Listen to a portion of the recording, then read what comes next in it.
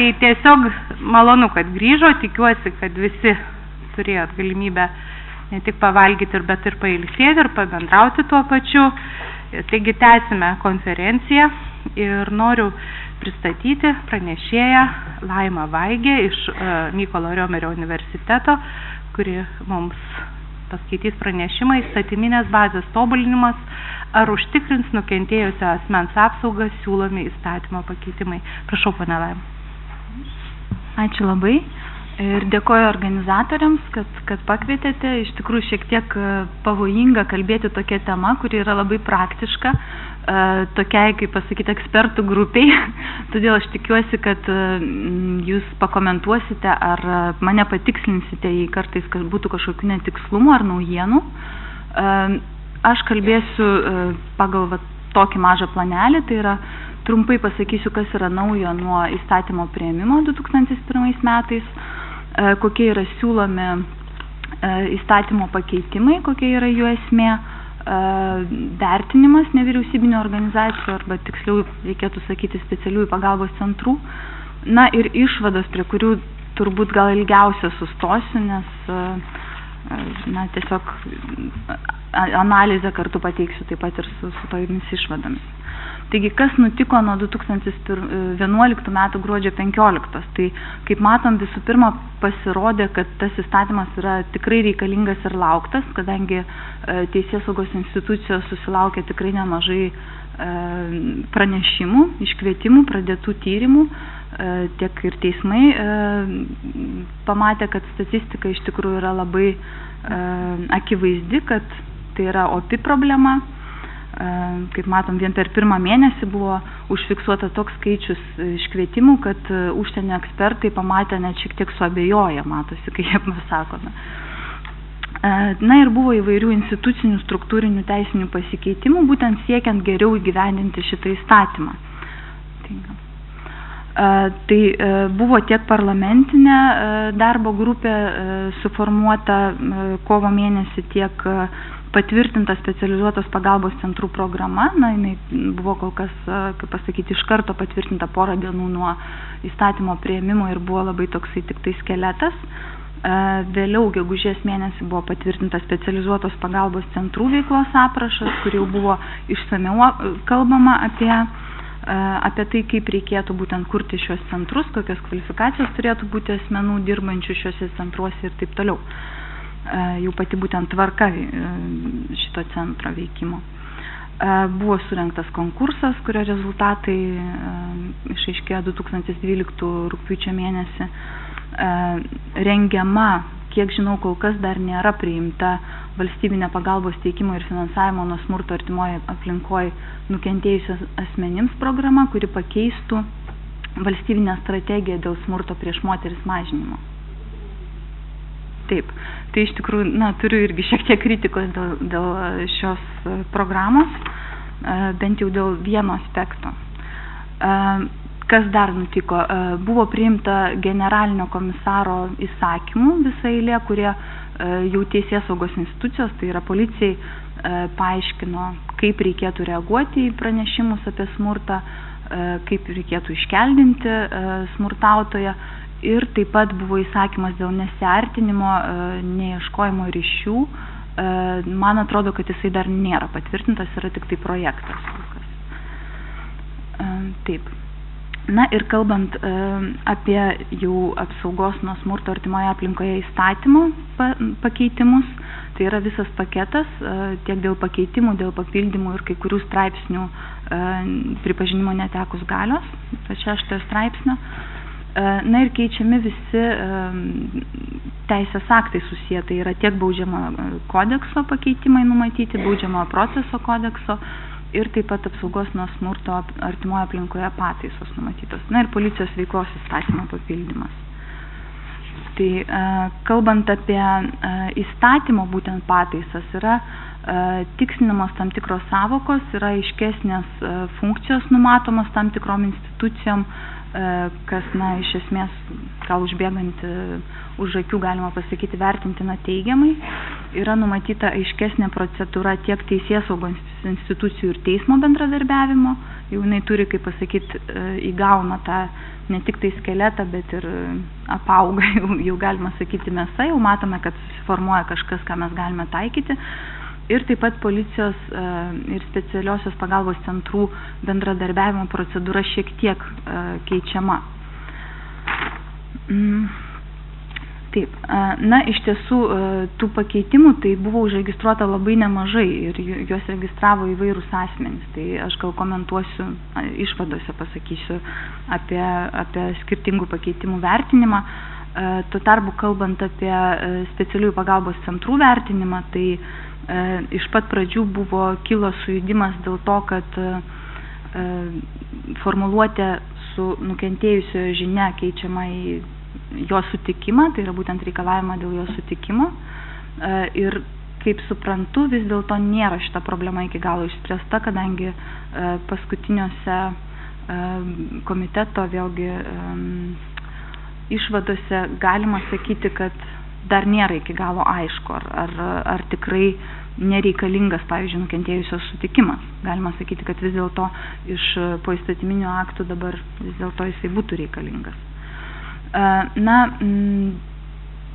tam tikros pastabos dėl specialiosios pagalbos centrų veikimo, tai yra, pavyzdžiui, pasiūlymas, kad jie veiktų visą parą, nebuvo teigiamai vertinamas, todėl kad, kaip žinome, specialiosios pagalbos centrų tikslas, pati funkcija nėra suteikti, reaguoti į kažkokį tai pavojų, tai yra apginti nukentėjusią nuo smurtautojo, bet yra būtent suteikti pagalbą. Tai jau ta intervencinė funkcija yra vis dėlto skirta policijai. Ir, na, iš praktikos galima pasakyti, bent jau pirmaisiais mėnesiais daugelis institucijų tikrai negaudavo naktimis tokių didelių srautų informacijos apie nukentėjusius, kurioms reikia pagalbos. Tai yra, kai kurios nevyriausybinės organizacijos galbūt gaudavo kokius 5 pranešimus per mėnesį. Tai galima pagalvoti, ar tikrai verta laikyti centrą, kuris veikia ištisą parą. Tuo labiau, kad jisai negali reaguoti į smurtą tiesiogiai. Na, 7 straipsnio pakeitimas, tai yra būtent policijos ir specialiosios pagalbos centro bendravimo modelis, siūloma palikti tokį, koks jisai šiuo metu yra. Tai yra būtent, kad susisiekia su nukentėjusia pati organizacija, perdavus informaciją policijai. Na, čia galima, čia aš tiesiog nenoriu, kad jūs viską skaitytumėt, bet tiesiog įdėjau na, patį tą straipsnį, gal daugiau pačiai savo, tai yra, kad būtent na, formuluotės yra tokios, tačiau galima dar sakyti, kad bus dar galbūt šiek tiek tikslintina. Čia aš įdėjau Dalios Kuodytės ir Onos Valentukevičiūtės siūlomus pakeitimus, kurie iš tikrųjų yra geri. Aš manau, kad iš pagrinde mes galime tikrai vertinti juos teigiamai. Ir na, yra šiokios tokios kritikos, galima prisikabinti prie to, kad tarsi 5 straipsnis gal sudaro įspūdį, kad ar visada turėtų būti taikomas suėmimas, ar ne, nes kalba apie suėmimą. Vėlgi gali būti kelios priemonės paskirtos, reikia paminėti, kad patikslinti, kad jeigu jos yra švelnesnės nei suėmimą, už suėmimą. 7 straipsnis, tai būtent kalbama, iškeliamas tas sakinys, kuris kalba apie pranešimą specializuotos pagalbos centrui, ir tą kritikuoja nevyriausybinės organizacijos specializuotos pagalbos centrai. Tačiau jeigu pažiūrėtume į 9 straipsnį, tai būtent jame atsiduria jau tas pats modelis iš esmės, tai yra perduodami tie duomenys, policija perduoda juos specializuotos pagalbos centrui. Tai galima sakyti, kad tik tai yra tas pakeitimas, kad ne per vieną darbo dieną, o per, kaip čia numatyta, nedelsiant, tai yra nespecifikuota, per kurį laiką.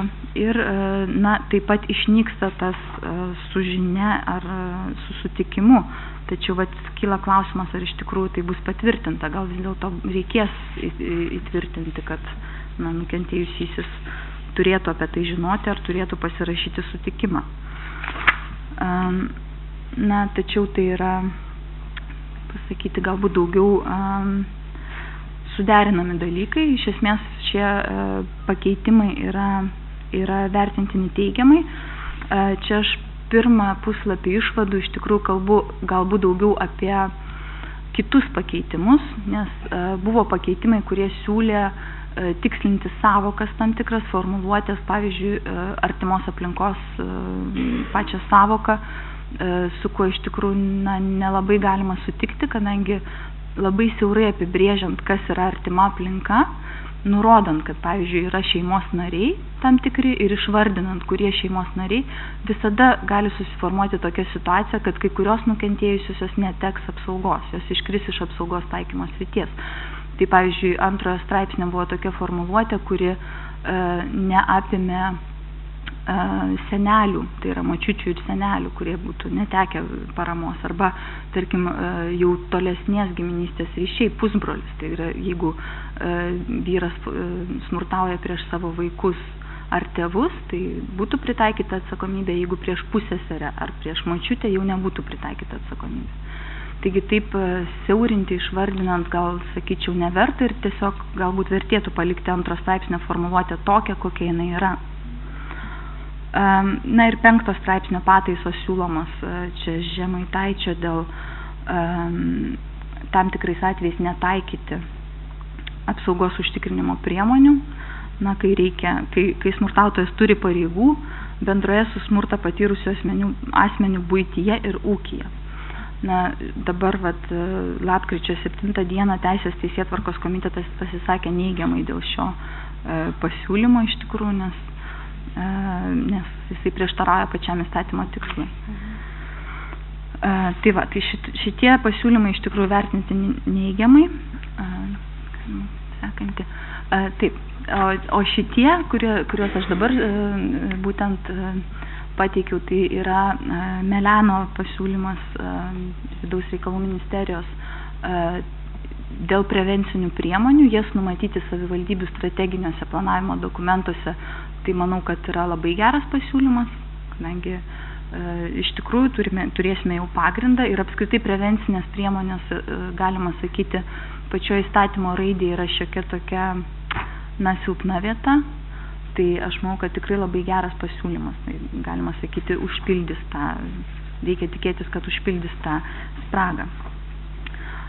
Teigiamai vertintinas ir procedūros tikslinimas pasiūlytas Dalios Kuodytės, Onos Valentukevičiūtės. Dar formuluotės gali būti tikslinamos, kaip sakiau, dar yra iš komitetų išvadų galima pasakyti, kad gali būti, kad reikės šiek tiek patikslinti ir, aišku, reikia žiūrėti atidžiai, kaip tai bus tikslinama, ar nesumažės nukentėjusių apsauga rezultate. Taip, na ir paskutinis dalykas, tai būtent vertinimas įstatyminės bazės tarptautinės teisės pagrindų. Tai čia aš parašiau, kad vis dar nėra visiškos atitikties tarptautiniai teisei ir aš turiu omeny 5 CEDAW konvencijos straipsnį ir taip pat ŽTK 14 straipsnį. Tai aš būtent kalbu apie smurtą ne tik tai šeimoje, smurtą artimoje aplinkoje. Galima sakyti, kad dabar, kai valstybė priėmė šį įstatymą, nukentėjusiai jau yra apginami nuo smurto artimoje aplinkoje. Tačiau smurto dėl lyties, būtent apie tai, ką kalba 5 straipsnis ir ŽTK 14 straipsnis, tai yra dar kvestionuojamas dalykas. Ir aš šiokį tokį atlikau tyrimą, būtent tyriau praktiką pagal ŽTK ir pagal Jungtinių tautų konvenciją ir pamačiau, kad koks yra skirtumas, būtent kada pripažįsta teismas ir CEDAW komitetas, kad vis dėlto buvo pažeistas ir 5 straipsnis. 5 straipsnis kalba apie lyčių stereotipus ir išankstinius nusistatymus. Tai ne visais atvejais, kada yra smurtas šeimoje, jisai bus dėl lyties. Tačiau jisai bus tokiais atvejais, kada yra bendra atmosfera valstybėje, tokia, kuri palaiko tuos lyčių stereotipus, tai yra nusitaiko, tarkim, tik tai į pasekmes, tai yra dabar turime smurtą, bet nenusitaiko į priežastis. Tai aš manau, kad jeigu visą įstatyminę bazę mes turėsime absoliučiai neutralią ir nei vienu žodžiu nebus užsiminta apie tą priežastį, kaip nustato ir pati konvencija ir kaip teismas įtvirtina, Europos žmogaus teisių teismas, tai tokiu atveju galima sakyti, kad mes turime riziką, tai yra perkeliame tą pareigą būtent ant teismų, visada būti labai protingiams ir visada atsižvelgti į moters padėtį ir, kaip pasakyti, niekada nediskriminuoti ir teisėsaugos institucijas taip pat. Todėl mano kritika būtų šiai siūlomai naujai programai dėl to, kad jinai tiesiog visiškai neutrali lyčiai. Ir mano nuomonė, tokiu atveju, jeigu kažkas padarytų klaidą, policininkai, tarkim, neapskaičiuotų ir nepritaikytų suėmimo, moteris po to žūtų, tai būtų ne tik tai nustatyta, kad valstybė neapgynė nukentėjusiosios nuo smurto, bet nesant jokių požymių, kad bandoma su tomis priežastimis kovoti. Kaip? Tiesiog, kad mano nuomonė tada būtų nustatyta, kad taip pat pažeistas ir 5 straipsnis, tai yra smurtas būtent dėl lyties. Todėl aš manau, kad strateginiuose dokumentuose vis dėlto reikėtų palikti lyties aspektą. Geriausia būtų, jeigu įstatymo pačioje raidėje dvasiai mes turėtume už ko užsikabinti, tačiau bent jau strateginiuose dokumentuose juos reikėtų palikti. Na ir čia sakyčiau, kad yra paprastas dalykas, galim pagalvoti apie metaforą, pavyzdžiui, alkoholiko, kuris nori pasveikti, ar ne, tai tam, kad jisai pasveiktų, jam reikia pripažinti visų pirma, kad taip, aš esu alkoholikas ir pamatyti kažkokius elgesio modelius, ar ne, kad pavyzdžiui, jeigu aš einu su kažkokiais draugais pabendrauti, tai visą laiką grįžtu girtas, ar ne, tai vat reikia pažinti tuos elgesio modelius, ir reikia pažinti priežastis, nepaisant to, kad įstatymas gina iš tikrųjų visus ir labai svarbu, kad gina ir vaikus, ir vyrus, ir matėm, kad yra įvairių aukų. Tačiau būtina taip pat kovoti ir su smurtu dėl lyties ir pripažinti tai kaip problemą. To nepripažįstant ir, kaip pasakyti, vengiant priežasčių, tiesiog užsiemant su pasiekmėmis, tai tiesiog truputėlį praranda tą efektyvumą. Būtent šis aspektas, būtent smurtas dėl lyties. Na ir paskutinis mano punktas, tai būtent būtų, kad kliučių ratifikuoti Europos tarybos Istanbulo konvenciją dėl diskriminacijos aspekto Lietuvos įstatyminėje bazėje, mano nuomonė, nėra. Na, nežinau, dabar, kaip suprantu, yra atidėtas tas pasiūlymas dėl ratifikavimo, kas yra, suprantama dabar keičiantis vyriausybė ir taip toliau, tačiau aš norėčiau pasakyti, kad jeigu palygintume būtent dėl diskriminacijos aspekto, jisai visą laiką kritikuojamas. Tai kas ten yra ir dėl ko būtent kritikavo šitą konvenciją Vatikanas ir Rusija? Du dalyviai, kurie pasisakė, būtent padarė išlygą, būtent kritikavo šitą straipsnį. Kritikavo dėl to, kad ten yra nediskriminavimo principas dėl seksualinės orientacijos ir dėl lyties identiteto. Tai reiškia, kad reikėtų pasirūpinti, kad apsauga nuo smurto būtų taip pat taikoma ir lesbietėms, biseksualioms ir translytėms moterims.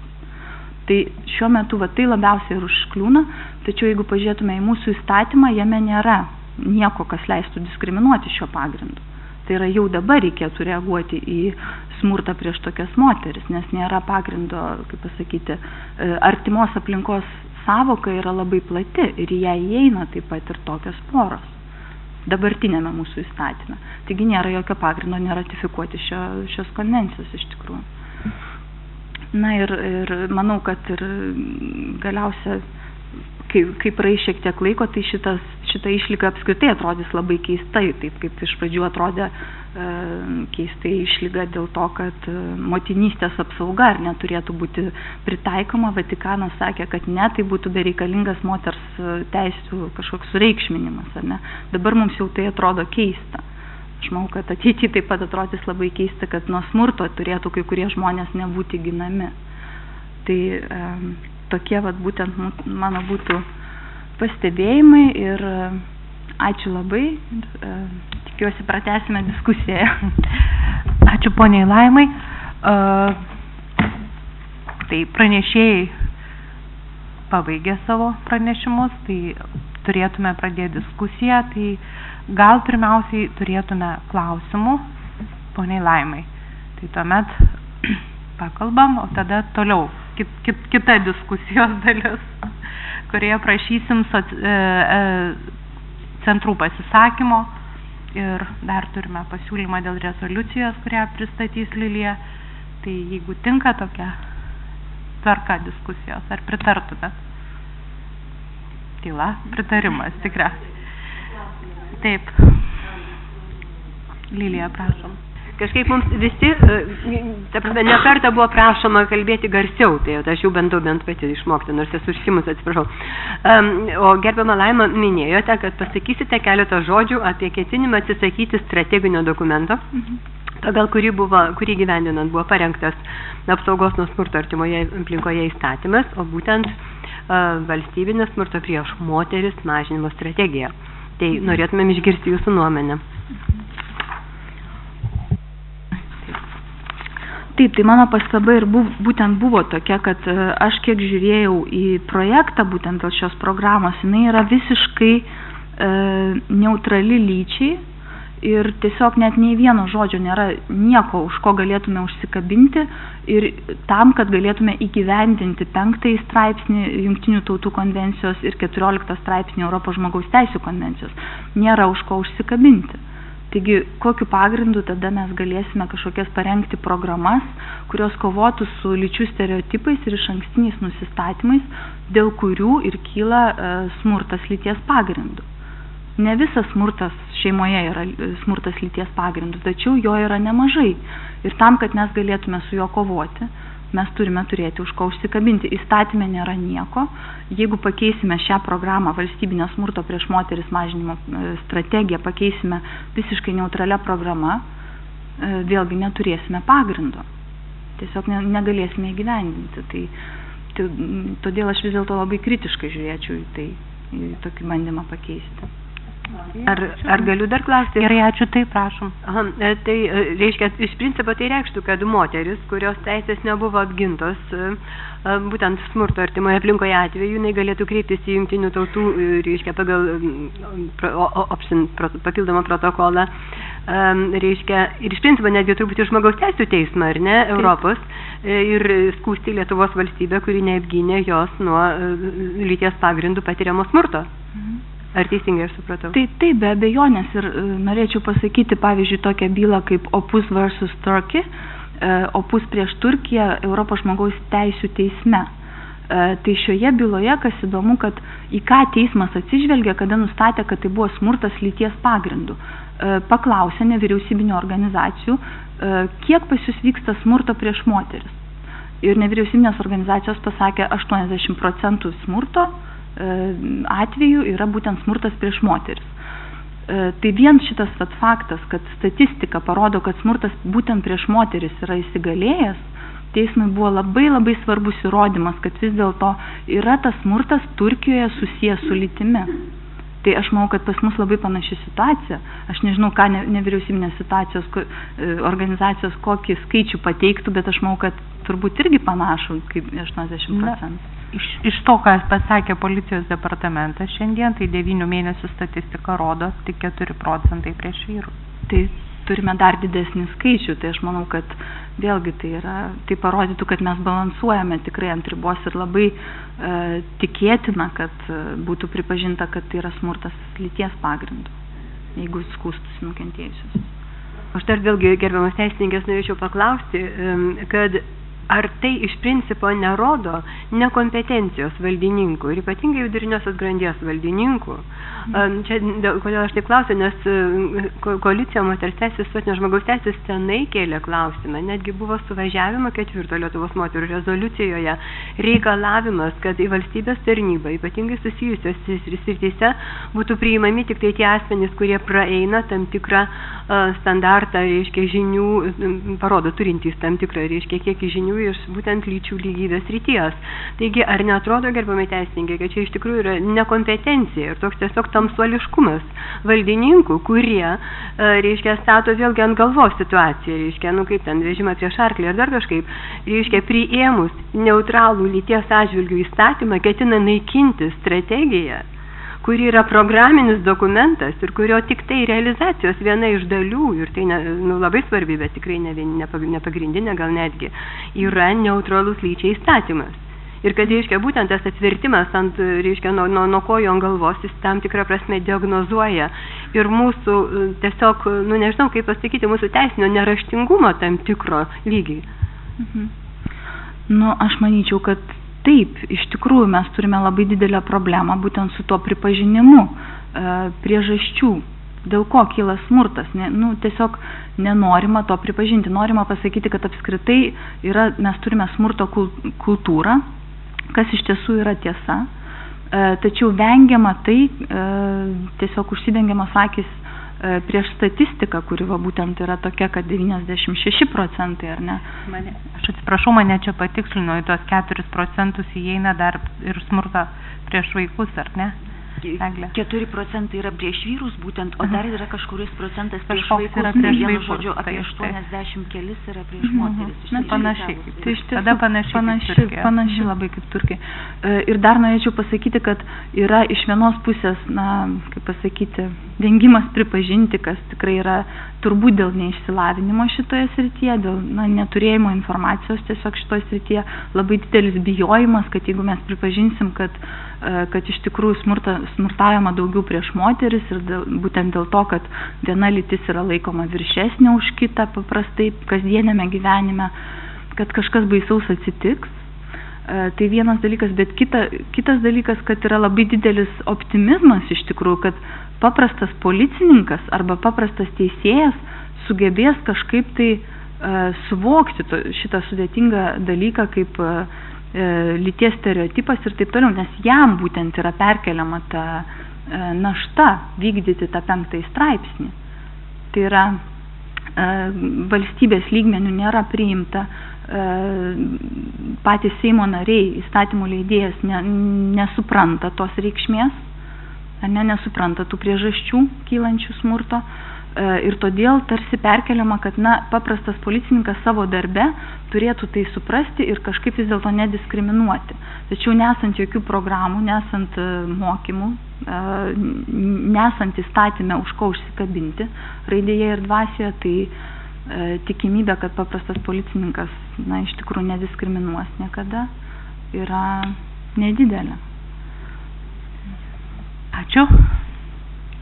Ar dar norima? Labai norėčiau, nes iš tikrųjų labai dėkoju už šitą jūsų pasisakymą, jisai mums labai diskursyvus, nors gerbiama Laima nebuvo pirmoje dalyje, bet apie tai buvo būtent kalbama pirmoje dalyje ir čia mes turim tarsi tam tikrą apibendrinimą kompetentingą ir iš teisinės pusės pagrįstą ir remiantis tarptautiniais teisės aktais, turiu galvoje 5 konvencijos, kuri yra ratifikuota Lietuvos Seimo ir kuri be abejo turi viršenybę nacionaliniams teisės aktams, būtent reiškia ir to SIDO konvencijos 5 straipsnio minėjimą. Jinai iš tikrųjų labai, tas jūsų pranešimas mums sudeda taškus ant į.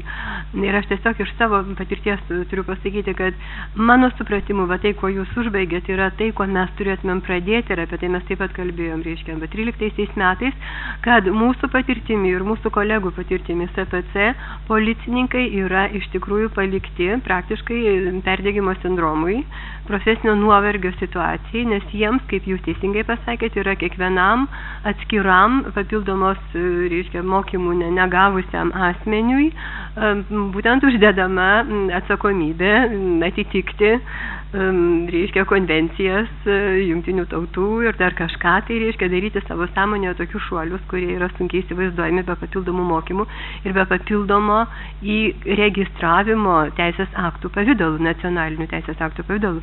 Mes dabar jau turim, reiškia, didelę dalį to nesusikalbėjimo tarp, sakysim, SPC ir policijos, eilinių pareigūnų, būtent dėl to, kad jiems tai yra visiškai niekuo neargumentuota, nereglamentuota ir kaip statutiniai organizacijai nutarsi ir neprivaloma ir nežinoma. Bet būtent, reiškia, klausimai susiję su tuo, kad turi būti, reiškia, vengiama lyčių stereotipų ir kad, reiškia, diskriminacija pagal lytį, tai yra smurtas su lytimis susijęs ir panašiai. Ir netgi pati smurto lyties pagrindų sąvoka kelia, reiškia, sumaištį ir vos ne paniką. Kadangi tai yra visiškai negirdėta, tai yra kažkas absoliučiai naujo ir aš manau, kad tai neatsakinga yra didelė dalim iš, reiškia, koordinuojančios institucijos, tai yra socialinės saugos darbo ministerijos pirmiausia, bet taip pat ir iš įstatymo leidėjo pusės. Reiškia, palikti praktikus įgyvendinančius, reiškia, įstatymą, palikti tokiam informaciniam vakume ir ant jų pečių sukrauti tai, kas turėtų būti palaipsniui nuleidžiama. Ar jūs sutiktumėt su tokia pozicija, kad iš tikrųjų yra tam tikra institucinis smurtas dabar jau prieš tą vykdomąją grandį, kada problema neišsprendžiama aukščiau? Taip, tai aš visiškai sutikčiau, aš tą ir bandau iš tikrųjų pasakyti, kad aš manau, kad policija, prokurorai, teisėjai yra labai sudėtingai situacija iš tikrųjų. Iš kitos pusės gal paprasti policininkai apie tai ir nežino, ta prasme, jie neinformuoti. Jeigu to nėra niekur įstatymuose, kuriuos jie vykdo, ar ne įstatyminiai bazėje, kurią jie vykdo, tai kokiu pagrindu jie galėtų bandyti tai vykdyti. Tai ačiū tuomet poniai Laima už komentarą. Ar dar norėtumėt paklausti pranešėjos? Nematau. Tai tikriausiai siūlau pereiti prie tos dalies, kur esame taip pat toj pačioj diskusijoje, tik norėtume dabar pasisakymų specialiosios pagalbos centrų. Žinau, kad čia yra atstovių, tai nežinau, kokia čia eilės tvarka, sąrašo nepadarėme. Ir būtų gerai, kad kilstelėtumėt ranką ir prisistatytumėt. Davus ženklą, kas čia norėtų. Pirmas, matau, Nijolė šypsosi iš Tauragės, Nijolė Meilutienė, gal tuomet ir galėtų, aš jau ir pasakiau, ir nebereikės prisistatyti. Ačiū, nebūtinai nuo manęs, bet iš tikrųjų praėjo visi metai ir jie yra gana reikšmingi. Matosi iš visų nesklandumų ir iš eilės įvykių, kad čia iš ties yra ilgas ir toks reikalingas procesas, ilgas bus darbas. Su viskuo daug kantrybės reikia apsišarvuoti ir net ir pakeitus tą įstatyminę bazę. Ir iš ties, sakykime, kol kas sunkiausia turbūt ta vieta, įgyvendinant tą programą ir pagalbą teikiant aukai tai yra ne tiek bendravimas su policija, bet kažkaip tai neina nustatyti, kas ten turi atsakyti už tą. Koks turi būti paskirtas asmuo, tas rodo į tą, anas rodo į aną ir neina niekaip sugaudyti, kas turėtų kada, ar gavus tą žinią, ar kai tyrėjas turi, taip mes negalim susigaudyti ir negaunam atsakymo. O iš tiesų aukos labai, sakyčiau, net labai džiaugiasi, kada mes paskambinam ir prisistatom ir pasakom. Ir policija, kada ištisai pabrėžia, kad tai yra socialios šeimos, mušasi, tai yra iš tikrųjų netiesa. Pas mus yra ir tokių šeimų, kur moteris yra ir magistro laipsnį turi. Ir iš ties, sako, aš tokioj padėty, man net yra, kaip pasakyti, gėda kam nors papasakot, kad aš tokioj padėty. Ir kada jūs paskambinat ir prisistatot ir pasiūlot pagalbą, tai aš, sako, taip gerai pasijaučiau, kad aš galiu išsipasakot, kad aš galiu gauti patarimus, tiek psichologinius, tiek teisinius visus. Ir mes paskui tas ryšys ir ne tik su ją, ir su kitomis moterimis užsimezga kaip kažkas, kad sakė daugybę kartų. Tos moteris, kurios gyvena Tauragėje, tai jos tiesiog ateina į centrą. Ir mes ir teisiniais klausimais visus ir dokumentus pildymą, ar ten skyrybų, jeigu apsisprendžia, ar dėl alimentų, ar ten dėl užstatų visokių tų klausimų atsiranda. Viską padedame spręsti, tai žinoma dabar, kada tai yra, labai yra, tikrai tas darbas yra ilgas ir turbūt duos gerų rezultatų, manau, nes moteris viena per kitą sužino ir bando kreiptis pačios. Tai gal tiek trumpai, iš ties yra labai reikalingas darbas, labai pabrėžiu. Ačiū. Ar gal, Nijolė, kokių pasiūlymų turite? Ką kitaip norėtumėte, galėtume kažką kitaip? Tai ar teisinė prasme, ar praktikoje? Teisinė prasme, tai aš sakyčiau, besąlygiškai tas punktas turi būti, kad tas žinia turi išnykti. Iš tikrųjų, visos, kurios moteris patiria smurtą, turi būti apie tai mums pranešta, nes vėliau ar anksčiau, jeigu tas smurtas jau yra ir tas ratas yra, ir jeigu mes gaunam žinią, vėliau ar anksčiau jos vis tiek ir atsidurs, ir jeigu jos anksčiau gaus tą mūsų pagalbą, gal tas padės išvengti kažko tai, ar to smurto, ar dar kažką. Visai neseniai, vakar buvo atėjusi tokia mūsų, kaip sakyti, ilgalaikė moteris, kuri jau labai seniai lankosi, ir kada pirmą kartą atėjo pas mus, tai jinai sako, ką man daryti, šitoks smurtas, vaikai 3 auga, paskola būtų ir taip toliau, ir aš nežinau, ką daryti. Tai, o jisai ir žodžiu, fizinį smurtą naudojo, ir psichologinį, ir visokį ten. Aš pirmiausiai pasakiau, kad jeigu tu nori, kad kažkas būtų užfiksuota, turi kviesti policiją.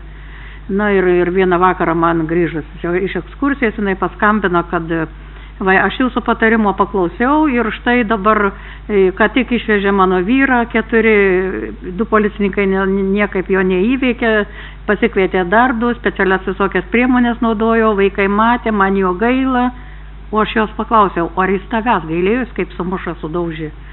Kaip tik vakar atėjo ir konstatavo, sako, kad kodėl aš taip gailėjau, sako, kodėl man taip gaila, iš tikrųjų, sako, šitiek laiko tas smurtas buvo ir nei vaikų buvo gaila, nei manęs. Ir iš tikrųjų su jo toks bendradarbiavimo susimesgė, kad jim pasiūlė pagalbą ir kitom moterim pasakyti, kaip turėtų daryti, kaip turėtų apsispręsti savo pagalbą tokią kartu bendraujant rateliuose. Gerai, ačiū Nijolei. Gal kas nors norėtų ką paklausti, Nijolės? Ar pakomentuot, gal Lilija kažką matau? Tiesiog jo noriu paklausti, tai tiesiog mesgasi moterų grupės, taip, savitarpio paramos ir sąmoningumo ugdymo grupės Tauragėje. Ko gero, taip. Tai yra nepaprastai viltinga, kadangi iš tikrųjų, nežinau ar tai yra žinoma visiems, bet Europoje, būtent tos savitarpio paramos ir sąmoningumo ugdymo grupės moterų, tokios neformalios, būtent spontaniškai atsirandančios, kada, moteris praėjusios kažkokius išbandymus apsispręsdavo pasidalinti patirtimis su kitomis, jos iš tikrųjų siūbavo didžiulę feministinio moterų judėjimo bangą. Tai buvo 70-80 metai, mes tuomet buvom okupuoti, mes tą praleidom fazę, bet tai buvo, tiesą sakant, mano ir mūsų, be kita ko, kolegių ir partnerių iš šiaurės šalių mintis, tai, kad būtent iš mūsų nevyriausybinio organizacijų pastangų ir iš būtent šito smurto užkardimo įstatymo turėtų Lietuvoje irgi gimti būtent moterų judėjimas, kadangi daugiau moterų išdrįs prakalbėti, daugiau išviešinti tą problemą ir suteikti viena kitai pagalbą ir aplamai suremti pečius, suvienyti jėgas. Tai man iš tikrųjų yra labai smagu girdėti, kad spontaniškai tokie dalykai vyksta. Ar čia kažkas panašaus iš tikrųjų, Nijolė, ar aš taip atspėjau. Bet būtent buvo akcentuojama, kad pas jūs bus atvirkščiai, kad iš tų centrų, kurie kelia šitą vėliavą, iš jų gims moterų judėjimas, kada ten Europoje buvo atvirkščiai, kada iš tų neformalių grupių, kada jos pradėjo kalbėtis tarpusavėje ir atrado bendras problemas, iš ten kilo ir įstatymai, sakysim, ir praktikos ir panašiai. Tai, žodžiu, turbūt mes darom tą savo originalią istoriją, rašom tokiu būdu. Na, tai tikėkime, kad taip ir vyksta. Dar truputėlį galima bus dar po metų patvirtinti. Norėčiau dar truputėlį pridurti, kad visai neseniai su turbūt socialinės apsaugos programos projektu su seminaru buvo Kauno vyrų krizių centras su lektoriais. Ir ten atvažiavo taip pat anoniminis alkoholikas ir mes siuntinėjom labai plačiai tą informaciją, atėjo ir iš Tauragės anoniminiai alkoholikai. Tai paskui mes pasilikę prie arbatos puodelio, kadangi yra tokių norų, kad kurti tų anoniminių alkoholikų žmonų, o ten yra ir smurtas, tokį ratą, tai pasiūliau, kad jis galėtų būti kuriamas ir prie mūsų centro ir aptartumėm ir smurto problemas ir padėtumėm tom moterim. Tai va tokia Gerai, naujiena. ačiū Nijolei už iniciatyvas ir už pasisakymą. Tai matau, kad šalia yra kita kolegė iš Šiaulių, gal prisistatykite tada ir pasakykite, kaip jums sekasi. Prašau, kažkaip neveikia mano. Esu iš Šiaulių, Salomėja Jasudienė. Pritariu Nijolei, pritariu ir kitų mintim, kad reikalingas bendradarbiavimas. Prieš keletą minučių paskambino moteris, smurtas vyko šeimoje praeitoje savaitėje, tačiau pareigūnai jai visiškai nebuvo suteikę informacijos apie SPC. Tai vat pati susirado internete ir vat koridorių kalbėjo ir moteris tiesiog surado mus šitaip. Tai vat nėra ir pas mus bendradarbiavimas su pareigūnais, ne visada praneša. O šiaip vien per nuo sausio 1 iki gruodžio 1 pas mus kreipėsi pačios moteris, tame tarpe 2 vyrai, iš viso 116 asmenų, tai skaitome, kad tikrai labai daug ir suteikta informavimo, konsultavimo ir visa kita kompleksinė pagalba. Ką galėtumėm keisti nieko nematau, tačiau noriu kaip ir daugumą, norim, kad būtų tarp institucinis bendradarbiavimas tiek su vaikų teisėmis, tiek su pareigūnais ir su socialiniais savivaldybių skyriais, kur tikrai ne visada sutariam ir mes kaip NVO mus laiko tiesiog tokiais nelabai reikšmingais. Tai problemos tokios. Ačiū. Salomėjai, gal kažkas norėtų paklausti, kol galvojate aš tokį trumpą komentarą, tai kaip suprantu, kad ar Šiauliuose apskritai yra pranešama, ar visi patys pas jūs atėjo pačios moteris? Iš tikrųjų pranešimų mes gaunam ir turiu informaciją, kad mes gavom iš policijos 121 pranešimą. 121. Tai yra nemažai nuo metų pradžios. Taip, gerai, ačiū. Gal dar kas nors norėtų pasitikslint kokią informaciją? Tai, kaip suprantu, siūlymai jūsų yra, kad reikėtų tas iš to tokio trumpo, ką prieš tai anksčiau rytiniai sesijoje kalbėjom, kad būtų gerai, kad vaikų teisių apsaugos tarnybom ir kitom institucijom savivaldos ir ne tik, ir vidaus reikalų ministerija būtų patikslint tam tikri bendradarbiavimo laukai, vietos, ir kad tai būtų teisinėje aplinkoje, ar tai vyriausybės nutarimuose, ar ministro įsakymuose, ar taip. Gerai, ačiū. Tai tuomet ar dar yra iš SPC centrų kas nors, tai taip, gerai, būkit gera, prisistatykit, gerai. Utenos apskrities specializuotos pagalbos centras, Laima Paulauskienė. Na, iš darbo patirties galiu pasakyti tokį pastebėjimą, kad yra labai svarbu akcentuoti, kad smurtas vyksta būtent lyties pagrindu. Labai keista, kad net ir moterys pareigūnės susitikimo metu, apskritų stalo metu sako, ai, ji pati čia išprovokavo, ai, ta moteris netaip elgėsi. Ir visuomenės švietimas šituo metu matyt turėtų būti labai svarbus dalykas, nes kažkodėl tai spekuliuojama tuo dalyku, kad ten keli procentai vyrų irgi patyrė smurtą ir maždaug norima viskas suversti, kad taigi dabar lyčių lygybė, taigi ir moterys vyrus muša, ir vyrai moterys, čiagi viskas lygų, prie ko čia moterys. Labai akcentuoti tą dalyką ir aš pritariu tai, kad ir įstatyminiai bazai turėtų būti atkreiptas dėmesys į tai ir parodyta, kad būtent smurtas vyksta lyčių pagrindų, kad vyrai smurtauja prieš moteris ir kad šitoj vietoj neliktų galimybės kitokiom interpretacijom. Dar kitą įdomų dalyką pastebėjau, kad po šio įstatymo įsigaliojimo pas mane pradėjo kreiptis daugiau vyrų smurtautojų, atvesdami savo moteris, savo žmonas, visai jau uždubasintas, kaip čia kažkas minėjo tą žodį, ir sakydami, nebegaliu su jie gyventi, jį prieš mane smurtauja, aš bijau, ji mane gali miegantį papjauti, pažiūrėkit, ar su jos galva viskas tvarkoj. Porą klienčių turėjau, kurios jau iš tikrųjų vyrų vedamos buvo pas psichiatrus nuvažiavusios, pas privačius psichiatrus, kurie pasiūlė, sako, jūs gal kreipkitės pas psichologą ar psichoterapeutą, jums jokių vaistų nereikia. Ant kiek gali paveikti moterį, kuri pradeda abejoti savo psichinę sveikatą ir gailių balseliu sako, tikriausiai aš kažką netaip darau, jūs patarkit, ką man daryti.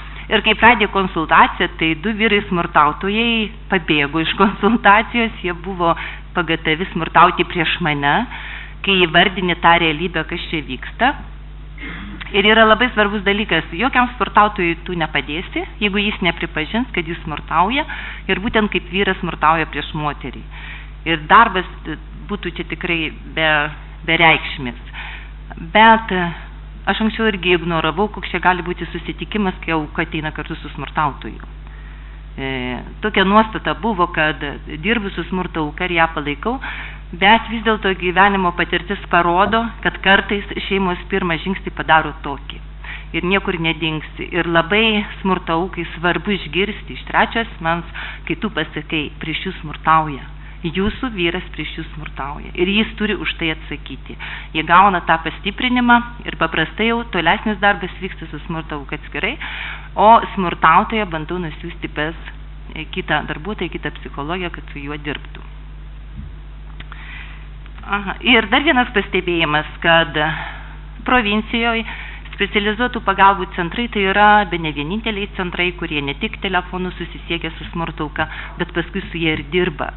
Nelabai yra, kur smurto auką rekomenduoti, kad kurį nors kreiptųsi toliau.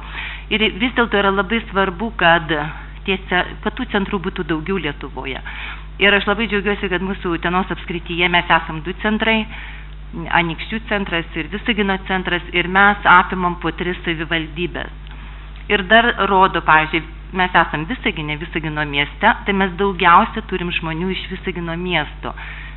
Ne policijos siųstų. Tiesiog pačios moteris susiranda, ateina, jom yra patogu arti ateiti. Ir kuo smurto auka yra toliau gyvenanti, geografiškai, pasikalbi su jie telefonu keletą kartų, jeigu neįvyksta tas kontaktas, susitikimas, tai kažkaip jinai ir, manau, gauna mažesnę pagalbą, negu tada, kai su jie turi kontaktą, kai ji tave pamato, tu ją pamatai ir tas kontaktas tikrai stipresnis užsimezga. Tai mano būtų pasiūlymas tas, kad vyriausybė tikrai surastų lėšų, kad kuo daugiau būtų tokių centrų, ypatingai provincijose, kur tikrai žmonių nėra kur kitur pasiųsti. Miestuose gal galima tenai pasiskirstyti, kas su kuo dirbs. Ir geografiniu atžvilgiu irgi aukai būtų labiau pasiekiamas centras. Ką aš čia dar užsirašiau? Gal ir viskas. Ačiū labai. Tai tikiuosi, kad kas nors turės ką nors paklaust kolegės iš Visagino ar komentarą. Lilija kažką norėtų. Lilija, prašom. Šiaip jau geroji pasaulio praktika, sakyčiau, netgi tokį stiprų žodį draudžia priimti smurtaujančią porą kartu. Ir, sakysim, taip pat Seime, turbūt prieš metus, mes klausėm pranešimą su konkrečiais pavyzdžiais, kada reiškia išėjus iš konsultacijos už tai, kas smurto auka papasakojo esant trečiam asmeniui, jinai žiauriai nukentėjo. Ten buvo toksai spalvingas pavyzdys, kad reiškia įsėdus į bendrą automobilį, smurtautojas griebė ją už plaukų ir reiškia veidu tėškė į skydelį prietaisų ir toliau buvo iškviesta greitoji ir policija, nes jinai, jo žodžiais tariant, išdavė jų paslaptį. Taip, kad aš vis dėlto galvočiau, kad aišku, kad mes turim iniciatyvos teisę ir kad praktikos gali būti įvairios, bet turėtumėm turbūt turėti galvoje tą, ką įstatymas pabrėžia pirmiausiai, apsaugos nuo smurto artimoje aplinkoje įstatymas. Taigi, reiškia, kad vis dėlto turim turėti galvoje, kad aukos rizika patirti pakartotiną smurtą padidina tai, ką jinai išdrįsta pasakyti esant trečiam asmeniui. Ir kad vis dėlto geroji praktika reikalauja ir vengiant interesų konflikto, kas turbūt čia teisingai buvo pastebėta Visagino centro, kad kitam asmenį siunčiame, bet kad turbūt nuo pat pradžių, nuo pirmųjų žingsnių turėtų 2 asmenys tada bendrauti su pora. Prasme, ir tos akistatos, pavyzdžiui, viena iš mūsų skausmų, gal aš turėsiu dar laiko pasakyti apie mūsų centro, mūsų didžiausias skausmų yra, kad mūsų policininkai daro akistatas, o čia tai jau įdomi mintis, būtent tarp nukentėjusio ir aukos. Taip kad, bent jau centrai nedarykime to paties, nes tai padidina riziką patirti pakartotiną smurtą. Nors aš nekvestionuoju, aišku, kolegų kompetencijos ir mokėjimo dirbti, bet, pradžia, mes diskutuojam, mes keičiame žiniomis, turėtumėm tai turėti galvoje taip pat. Dėkui. Gerai, ačiū Lilijai. Tai gal tada Lilija galėtumėt, ar Elinga, kuri dar turime? Kas dar? Anykščiai? Turime iš Anykščių? Taip, prašau, tada Anykščiai, prašom jum mikrofonas ir laukiam jūsų pasisakymo apie patirtį.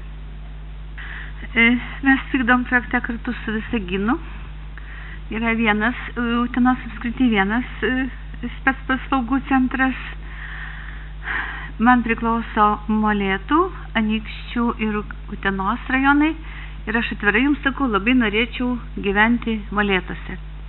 Per visus metus ne vieno smurto atveju nebuvo. Utenoj buvo tik vienas smurto atvejas. Anykščiuose žinoma daugiau, nes senai darėm konferenciją, ten buvo 190. Pranešimų mes gavom mažiau, apie 60 kelis. Turėjom labai tokią audringą konferenciją, labai daug buvo ir pagirimo mūsų atžvilgių, mūsų veiklos atžvilgių, ir buvo kažkokios kritikos, bet aš paaiškinau, kad mes tik pradedam dar dirbti su spec paslaugų centru, kaip spec paslaugų centras. Mes dar neturim tokio įdirbio, ir ne tik mes dar tokios nelabai drąsios, bet ir smurto aukos. Ir iš tikrųjų dabar aš jau jaučiu tokį persilaužimą, ne tik kur policija duoda mums, mes dirbam su tom moterim, kur policija mums praneša, ateina pačios. Ir, kaip Nijolė sakė, vairiams sluoksniams priklauso moteris ateina. Šią savaitę pas mane atėjo, nežinau iš kur, aišku, iš interneto gavo adresą, atėjo milijonieriaus žmona. Ji patiria ekonominį smurtą. Buvo, kur ir psichologinį smurtą patiriančių kreipėsi. Žinoma, tai yra labai tokie sunkus atvejai. Vedžiau pas juristus, nukreipiau pas psichologus. Manau, kad mūsų su laiku mes gal ir geriau dirbsim, ir aktyviau, ir tie žmonės, ir moteris bus drąsesnės. Tai pastebėjau, inteligentės moteris kažkaip daugiau linkusios suslėpti tas savo problemas, ir reikia tokio, nesenai važiavom į vieną seniūniją, kada vyko pokalbis prie tokio didelio apskrito stalo. Trūko atvirumo, bet kada mes paskui taip jau pradėjom tokiam uždaram rate bendrauti, mes labai daug ko išgirdom, labai atvirai moteris pradėjo pasakoti, irgi nukreipiami pas psichologą ir lanko dabar ten tos užsiėmimus, ir labai patenkinta moteris. Ir dar toks vienas pasiūlymas, mes galvojam, dirbam mes su moterimis, o vyrai kažkaip, policija nubaudžia, ten palaiko porą dienų, paleidžia, daleiskim, ir iškilo tokia netgi problema, kodėl kartais moteris nutyli, kodėl jos nesako, kad vyrai smurtauja. Pasirodo, jeigu yra vaikai, kurie jau turi, daleiskim, baiginėja mokyklą, kažkur nori stoti, pasirodo, yra tokių aukštųjų mokyklų, kur jeigu yra šeimos narys teistas, jų nepriima. Taip, tada geriau kenties moteris, tylės, ir kad tėvas nebūtų, daleiskim, baudžiamas. Ir mes pagalvojam, galbūt reikėtų padaryti tokį dalyką, jeigu žmogus padaro kažkokius pažeidimus, daleiskim, vairuotojas praranda teisės, jis turi vėl papildomai mokytis, kad tas teisės išlaikytų ir gautų, ir turėtų teisę vėl vairuoti automobilį. Kodėl mes mokam įtėvius, kaip būti gerais globėjais, kodėl mes nemokam tų tėvų, kaip jiems būti gerais vyrais ir gerais tėvais? Galbūt reikėtų tuos pažeidėjus, kurie šeimoje smurtauja, kurie buvo policijos sulaikyti, galbūt jiems organizuoti privalomus kursus, kad jie patys už tos kursus apsimokėtų. Pas mus nėra. Pas mus rajone nėra. Mes kalbam, galbūt yra dideliuose miestuose, mes kalbam apie tokius mažus miestelius, kai dalesim kaip Anykščiai.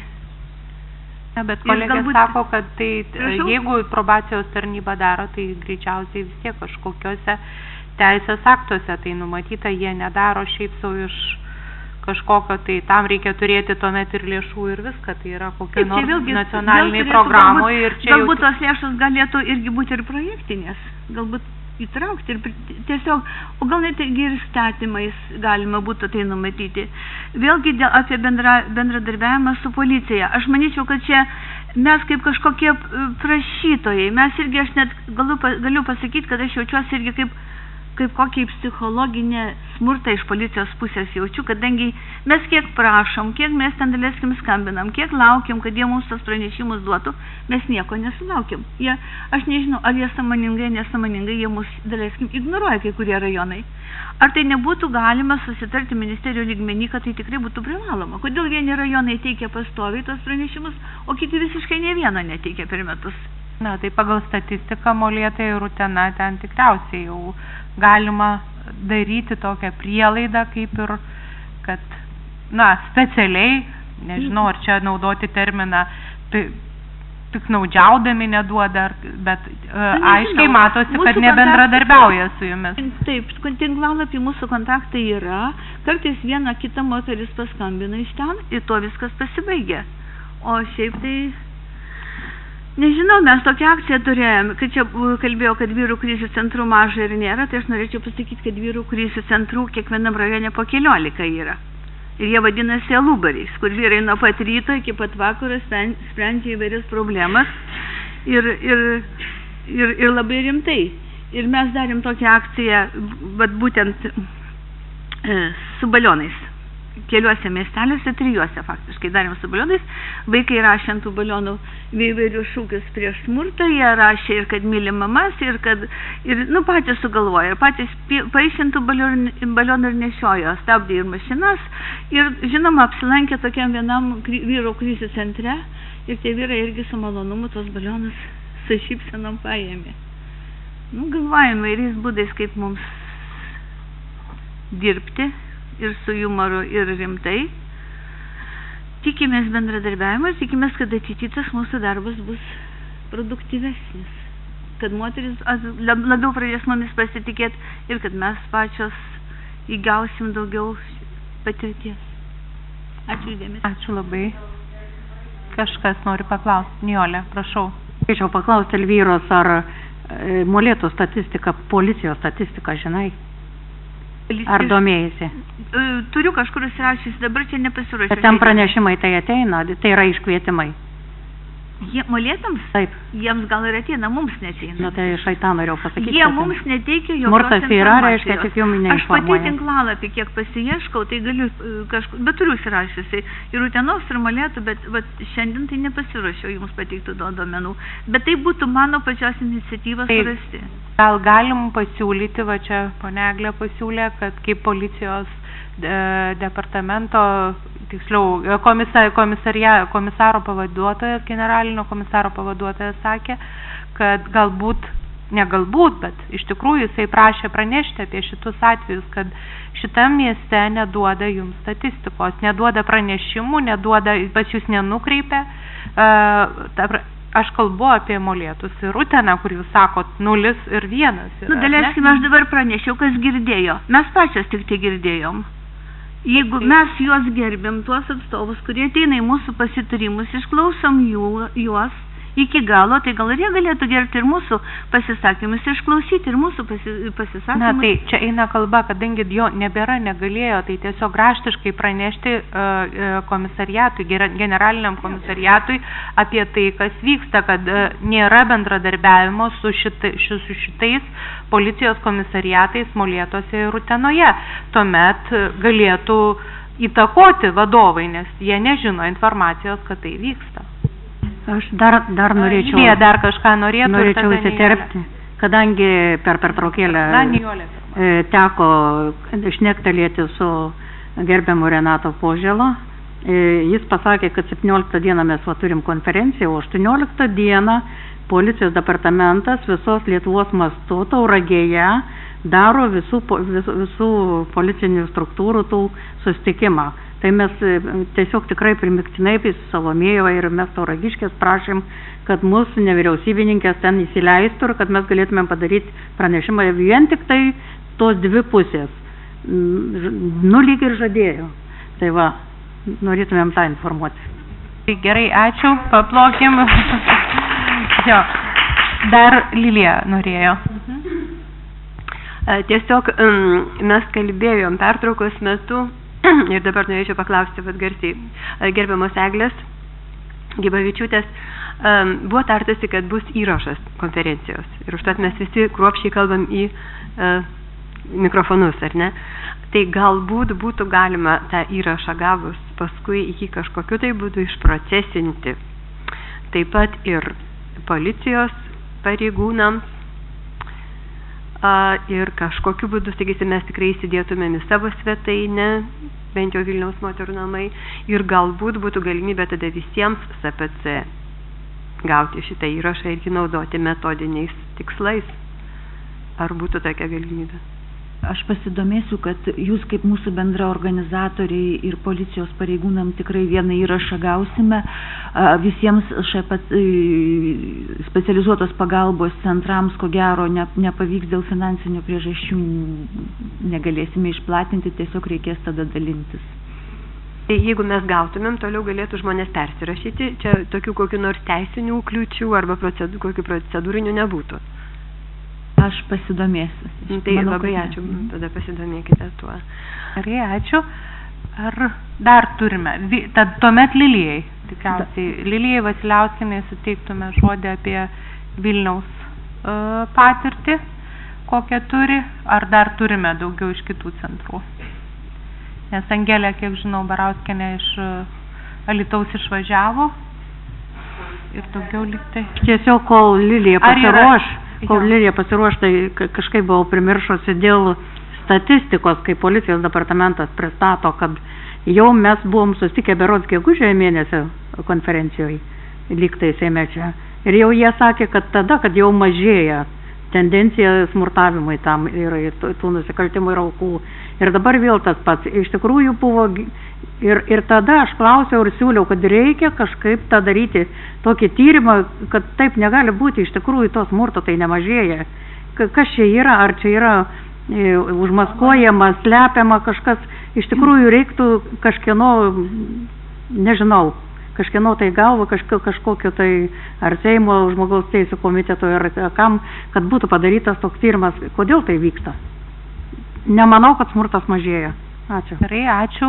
Perduosim tada komitetui. Eglė Gibavičiūtė yra kažkokį paklausimą, galbūt reikėtų, galbūt įmanoma būtų paklausimą generaliniam komisarui apie tą statistiką ir jų manimų tos statistikos mažėjimo priežastis. Ne tik statistiką, bet tyrimus reikėtų padaryti. Iš tikrųjų, tie tyrimai galbūt reikalingi, pats komitetas tyrimų netlieka, bet bandysim galbūt kartu ir su policijos departamentu ir socialinės apsaugos ministerija pabandyti kažką padaryti, nes tyrimai tikrai reikalingi, tai įeina į įstatymo veikimo stebėseną. Gerai, ačiū. Ir tada dabar jau pristatymas, ar ne? Gerai, ačiū. O sakykit, ar nėra Vilniaus apskritį aptarnaujančios organizacijos moterų informacijos centro atstovės, nes šiaip registravosi gerbiama Dovilė Petrauskaitė? Nebėra? Yra? Taip. Tai gal tada jūs galėtumėt pradžioje? Kad aš išklausiau, labai dar norėtumėm padėkoti organizatoriams, tikrai, kad pavyko sukviesti visos Lietuvos mastų specializuotos pagalbos centrų atstovus ir kad kiek girdėjom, tai turbūt visų patirtis yra panaši ir tiesiog kartotis nesinori, kad ir svarbiausias turbūt mūsų darbui reikalingiausias veiksnys yra bendradarbiavimas, kad tiek su policijos pareigūnais, tiek ir tarpusavį mes tą bendradarbiavimą visų pirmą žingsnį tarp savęs jau turime, tiesiog reikia dabar kažkaip išmokti ir pavykti iš dviejų pusių bendradarbiauti su policijos pareigūnais. Tai turbūt toks pagrindinis pastebėjimas būtų tiek, ką ir šiandien išgirdau, ir tiek iš mūsų pačių praktikos. Gal galima būtų Vilniaus apskrities statistiką, nors trumpai, jeigu turite, ar galite pasakyti, kokia situacija yra Vilniaus apskrityje? Vilniaus apskrities, dar ką taip pat norėčiau pasakyti, kad Vilniaus apskritis, taip pat kaip ir Vilniaus miestas, buvo išdalinta, tai dėja ta statistika jinai nėra pilna. Ir be abejo, nuo pirmų mėnesių darbo, ką ir kiti specializuoti pagalbos centrai matė, kad statistika ir informacija, kurią gaunam iš policijos, skiriasi, kiek jie užregistruoja įvykių, kiek moterų kreipiasi, nes vis dar yra išlikus tendencija, kad dalis moterų kreipiasi pačios, tos informacijos jinai yra, na ir jos, kokios tai yra priežastys ar neužfiksuota, jos nesikreipia į policijos pareigūnus, ar nepageidavo, nesutiko, kad policijos pareigūnai suteiktų informaciją apie įvykį SPC. Tačiau įsivažiavus į darbus daugiau ir daugiau pranešimų gaunama iš policijos pareigūnų. Be abejo, vieni rajonai yra aktyvesni, kiti rajonai yra pasyvesni, kaip pavyzdžiui Trakų rajonas, kaip minėjo iš Anykščių kolegės, kad norėtųsi Molėtuose gyventi, tai mums turbūt norėtųsi Trakuose gyventi. Nes yra, na, ten panašu nėra smurto atveju, gal tikrai moteris nepageidauja, kad su jom būtų susisiekta, todėl mes labai teigiamai žiūrime į tos, pavadinkime tai, padalomosios medžiagos palikimą moterims, nes iš tikrųjų būna, kad įvykis gal yra užfiksuotas, jisai buvo prieš kelias savaitės, tik vėliau moteris apsigalvojo ir pati kreipėsi į mus. Na, kalbant apie skaičius, tai jie ganėtinai didėja ir lapkričio mėnesį paskutiniais naujausiais duomenimis, jeigu skaičiuojant, kiek yra gauta pranešimų iš policijos pareigūnų, tai yra 29 atvejai yra informuota. Be abejo, skaičius skiriasi, dar yra moterų, kurios kreipiasi ir pačios. Kodėl tai yra negauta iš policijos, tai vėl, kaip minėjau, gali būti arba jos tuo metu nenorėjo ir po to vėliau kreipiasi, ar tiesiog net pats įvykis yra neužfiksuotas policijoje. Gerai, ačiū. Na ir tada jau Lilijai Vasiliauskienei žodis apie Vilniaus miesto situaciją. Tai va, aš jau turbūt kalbėdama minėjau, kad Vilniaus mieste mes iš tikrųjų gaunam pakankamai daug dabar pranešimų, be abejo, tai yra nesulyginama su tais srautais kreipimusi į policiją, bet kol kas, kadangi tikrai mūsų tos pajėgos yra ribotos, tai mes tam tikrą prasme tyliai džiaugiamės, negalima taip sakyti, aišku, būčiau kaip ir savo cecho išdavikė, jeigu sakyčiau taip, bet kol kas tai to darbo pastaruoju metu iš tikrųjų yra labai daug ir jisai didėja kaip sniego gniūžtė. Kadangi, kaip jau sakiau, reiškia, tos pačios moteris ateina vėl ir ateina ir toliau tęsia, reiškia, savo istorijas ir mes esam jau įsipareigojusios ir nebegalim jų kažkur išsiųsti arba nustoti teikti pagalbą, ypač kai jeigu matom, kad tai yra efektyvu ir kad iš tikrųjų keičiasi gyvenimas jos ir jos vaikų ir daugybė kitų dalykų pozityvių įvyksta, taigi mes jau turim darbo tikrai labai nemažai ir statistika jinai yra turbūt, ar ne, dabar iššviesta, taip? Taigi, tai reiškia mūsų, sakytumėm, kad reiškia galim toliau laimingai gyventi, kadangi pirmą kartą vėlgi per istoriją gavome valstybės finansavimą adekvatų iš principo, kadangi tuos 3 mėnesius susikaupė ten didžioji dalis.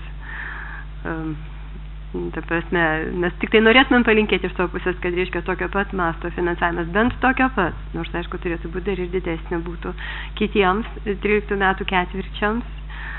Tai dabar galėtumėm savo, reiškia, gyventi ir džiaugtis. Per tą laiką mes apmokėm savo darbuotojus, kuo puikiausiai, pagal, reiškia, ir valstybės sertifikuotas programas, ir pagal būtent tarptautinės sertifikuotas programas, kadangi Vilniaus moterų namai yra įgalioti atstovai WAVE, Women Against Violence Europe tinklo, ir mes betarpiškai gaunam informaciją iš tinklo būstinės Vienoje ir mes esam patys darbuotojai nuolat dalyvaujam ten mokymų programuose, gaunam sertifikatus ir paskui pagal juos galim perteikti žinias.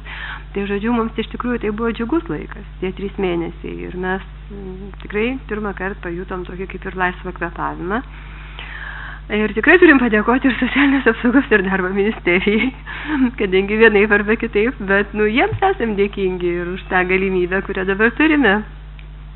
Iš kitos pusės ir džiaugiamės viena kita, iš tikrųjų mes turim puikių konsultantų, visi žmonės kažkaip pagal mano idealą, kaip aš sakau, galų gale išsipildė svajonės, žmonės savarankiški, iniciatyvūs, nereikia vadovui stovėti virš galvos, atvirkščiai, darbuotojai vaikšto iš paskos ir sprendžia problemas, kurias patys imasi spręsti ir tik tai nori suderinti su vadovais.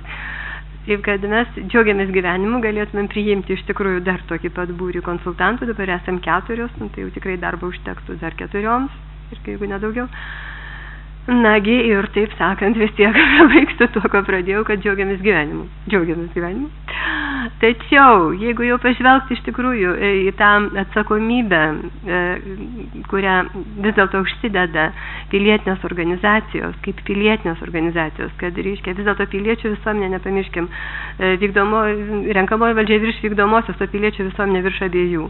Kadangi būtent per mus pakyla nukentėjusių asmenų poreikių aiškiausias matymas ir kad mes tikrai privalom tą žinojimą, kurį mes sukaupėm iš paties to lauko, taip, iš tų žalio šaknų lygio, kelti aukštyn, tai aišku, mūsų didžiausias skausmas yra bendradarbiavimas. Ir bendradarbiavimas pirmiausia su policija. Vėlgi sakau, aš jau padėkojau ir dar apsidžiaugiau, kad ir siunčia ir taip sakant. Tačiau mes turim, tų visų, galbūt aš nesikartosiu jau per visą šitą konferenciją, mes kartam tikrai dar nėra sureguliuota ta padėtis, kad moteris būtų apsaugota pirmiausia nuo smurto. Nėra dar tos sąmonės. Tikrai labai daug tų atvejų. Aš gal net nenorėjau prie gerbiamo Poželos apie tai kalbėti. Tiesiog čia yra didžioji dauguma atvejų. Aš nežinau, mano suprantu 90% atvejų, kada moteris visai nėra informuojama, kas toliau nutiks jos gyvenime. Su jie yra elgiamasi ryškiai iš aukšto bokšto, kaip ryškia tokia valdžią turinčios institucijos, kuri ten rašo popierius, raštus, ryškia, rašo juos, taip sakant, savo kalbą, kietą juridinę, moteriškę varto tą popieriuką, mūsų klausia, o kas čia, o ką tai reiškia, o kaip tai atsitiks toliau, kas bus. Oi, viešpatie, žodžiu, visą tai, ką galėtų iš principo padaryti specializuotos pagalbos centras, nusistovėjus geram bendradarbiavimui su policijos vietiniais padaliniais, dar mes turėtumėm sukurti. Ta prasme, jeigu mes turėtumėm geresnį tarpusavio bendradarbiavimą, jeigu mes galėtumėm trupučiuką pakeisti nuostatas, reiškia ir nustoti būti senų papratimų ta jėgos struktūra, kuri reiškia vienodai, taip sakant, su tam tikrų netgi aplombų sako, kad jiems visi žmonės lygus ir smurtautojas lygus ir auka lygi. Turiu galvoje, kad kažkas vis dėlto, va čia turėtų pasikeisti kažkokia filosofija, kažkoks supratimas ir kažkoks artimesnis, šiltesnis bendravimas, bendro tikslo pagrindų turėtų būti, reiškia, tarp mūsų ir tarp policijos. Kita vertus, mes iš tikrųjų susiduriam su teigiamais poslinkiais. Jau vis daugiau moterų, tikrai būsiu teisinga, būkim turtingi, SPC, bet ir teisingi, ir kuo labiau turtingi, tuo labiau teisingi. Taigi vis daugiau vis dėlto moterų sako, kad policija man viską išaiškino, kad jie mums, reiškia, 100 kartų ten, žodžiu, pasirūpino ir iš tikrųjų, kad labai esam dėkingi ir labai efektyvus buvo tas valstybės įsikišimas. Tai iš tikrųjų mes matom tą tendenciją ir turim, bet vis dėlto procentaliai jinai dar yra pakankamai silpna, tikrai taip. Ir sakau, tas momentas, kad mums reiktų nustatyti santykius teisingesnius ir tarp aukos ir policijos ir mūsų, ir tarp mūsų ir vaikų teisų tarnybos, jinai išlieka. Išlieka, bet reikia tikėtis, kad artimiausiu metu, reiškia 13 metais, mes galbūt kažką vilkimės ir kelkime savo tokius tikslus, kad tai bus. Dabar, reiškia, kalbant apie nukentėjusius asmenys, tai gal aš tą progą tikrai irgi paneigčiau tą stereotipą, kad tai yra didžiąją dalim asocialūs asmenys, jokių būdų ne. Mes ir statistiką bandėm suvesti, kad daugelis tų moterų, dauguma turbūt, jos, nepaisant to, kad čia dabar mes užgrėbėm labai plačią gyventojų masę, iš tikrųjų ne tik tai tas, kurios kreipėsi, kaip anksčiau kreipdavosi pačios, tai tos visos buvo aukščiau vidutinio, tos, kurios žinojo, kad turi teisės, kreipdavosi pačios, taip, o dabar jau netgi, kada mes užgrėbėm proaktyviai didesnę žmonių, reiškia, masę, mes turim turbūt apie 40%, reiškia, moterų su aukštuoju arba specialiu išsilavinimu, kad, reiškia, vėlgi dauguma jų dirba ir yra tikrai, jeigu labai trumpai, nepriklausančios rizikai ir netgi atvirkščiai. Taip pat mes turim ir moterų iš aukštesnio sluoksnio ir, nagi, tas stereotipas turėtų būti artimiausiu metu taip pat sulaužytas, galbūt tai pakeistų ir policijos pareigūnų požiūrį į nukentėjusiąsias, nes dabar mes susitikimų metu girdim, iš tikrųjų, kad kaip jau sakiau, kad iškia ten yra anas sluoksnis ir nieko ten nesuprasti ir abu jie vienas kitą dubasina. Netiesa. Tikrai netiesa, mūsų statistika tai rodo. Toliau, reiškia, jeigu kalbėti apie pagalbos suteikimą, tai pagalba, vėlgi, per tai, kad didelis srautas yra suteikiama aktyviausiems ir tie aktyviausieji dabar mūsų bent jau statistikoje yra padaugėję geometrinė progresija. Kiek mes galėdavom tai padaryti iki įstatymo įsigaliojimo, nepaisant to, kad irgi nuoširdžiai ir gerai dirbom.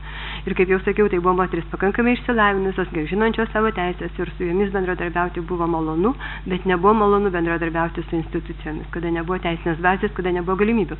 Tai dabar reiškia žmonių, kurie padaro realų progresą, yra iš tikrųjų daug daugiau, žymiai daugiau.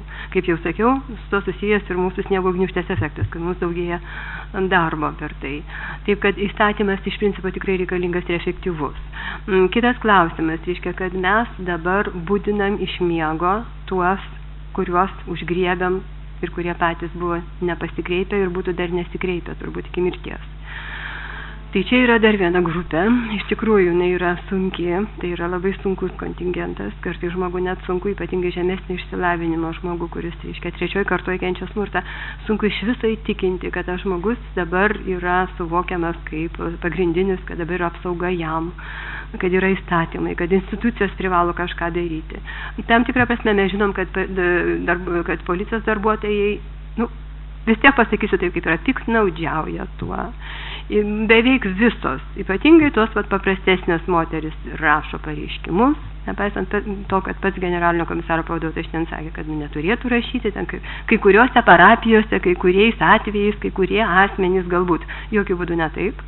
Tai yra praktika, tai yra masinė praktika, ypatingai jeigu žmogus yra pažeidžiamesnis, toks paprastas, kuriam pasakai ir padaro. Tai vat su tais yra iš tikrųjų kol kas elgiamasi gana iš aukštai, iš tikrųjų kaip viršininkas su pavaldiniu. Tai vat rašo jos visos tos istorijas. Toliau yra iš tikrųjų atvejų, kada, reiškia, imasi tyrėja moteris, reiškia, iniciatyvos, auklėti, barti moterį, kaip jinai nemoka šeimoje gyventi, protinti, kad čiagi tavo vaikų tėvas ir panašiai.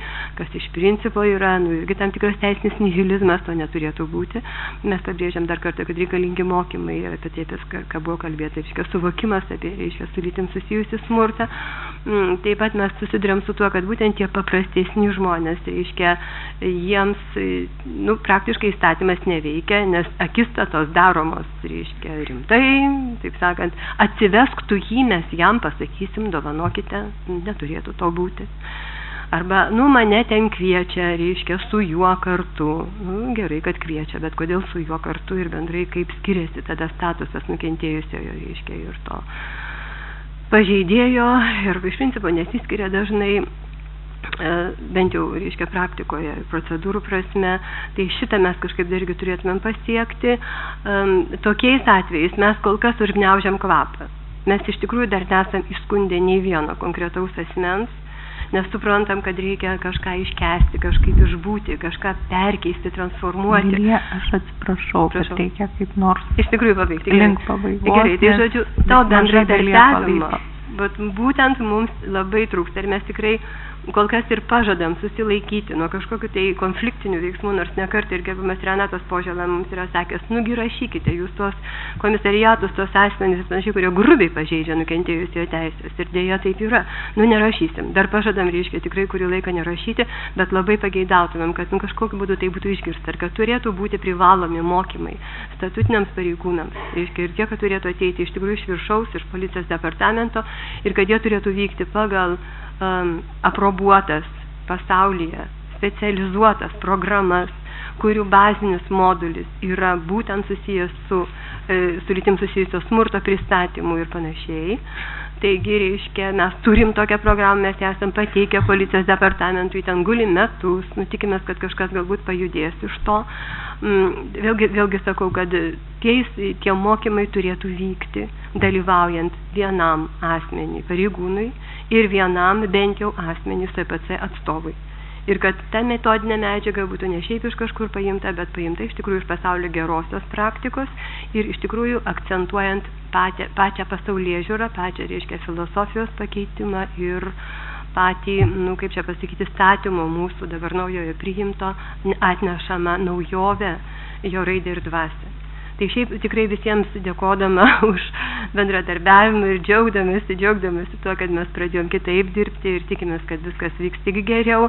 Vis tiek turiu šitų pastabų tiem pirmiesiems metams. Tai ačiū. Ačiū Lilijai už pristatymą, bet dar turime vieną, aš nežinau, ar turi kas klausimų Lilijai, gal turi, gal norėtumėt paklausti iš to, ką jinai pakomentavo. Jeigu nėra, tai tuomet žinau, kad Lilija dar su komanda yra paruošusios tokį kaip ir rezoliucijos projektą, kurį norėtų pagarsinti ir gal mes ten galėtume sutarti, kad sudarytume kažkokią redakcinę grupę, iš tų peržiūrėję įrašą dar kažkokius esminius dalykus paėmę, kas čia buvo šiandien akcentuota, siūlyta.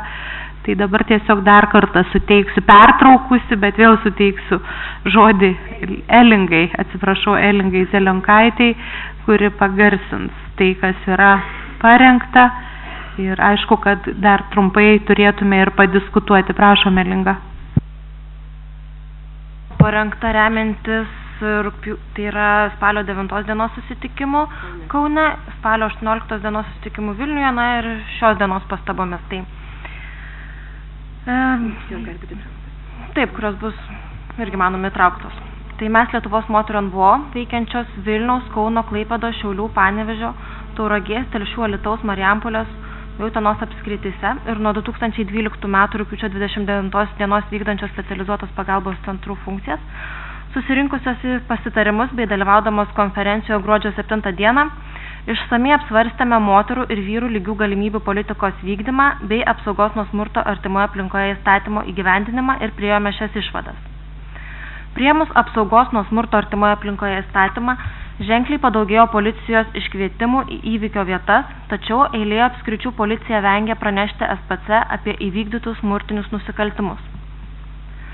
Pasitaiko atveju, kad net nukentėjusiam asmeniui pageidaujant, kad SPC būtų informuotas, informacija apie įvykį SPC nesuteikiama. Policijos suteikiama informacija SPC neretai yra nepilna, o tai trukdo suteikti nukentėjusiam savalaikę ir efektyvę pagalbą, trūksta dialogo tarp policijos komisariatų ir SPC.